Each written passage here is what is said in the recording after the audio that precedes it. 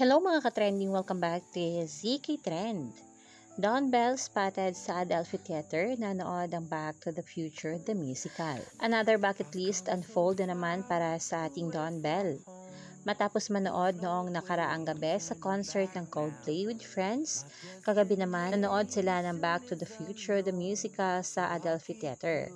Sinuri talaga ni na Donnie at Belle ang kanilang getaway sa London. Ito na marahil ang sinabi ni Donnie sa isang interview dati na magsilbing vacation nila ni Belle ang pagpunta nga sa England dahil busy na sila pagbalik dito sa Pinas sa kani-kanilang mga trabaho. At kita naman dito sa ipinost ni Darren Espanto na for the matchy-matchy pa rin itong ating Dawn Bell ng suot.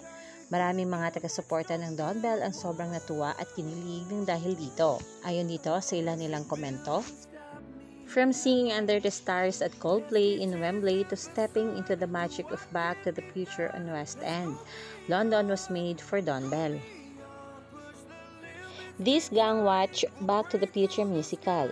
Ang cute na naman ni Universe, matchy pa din. Coldplay yesterday, then now musical naman.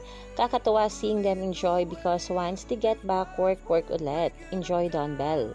Boys in front, girls at the back. Cute kahit di magkatabi, magkatapat naman. Hashtag Dawn Bell.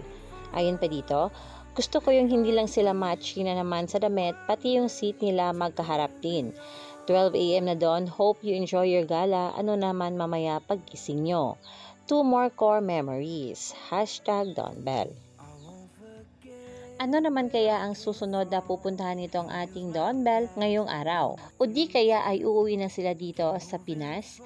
Kaya naman yan ang ating pakakaabangan. Hanggang dito na lang mga kababli. Stay tuned for more Dawn Bell updates. Hanggang dito na lang. Maraming salamat sa inyong patuloy na panonood.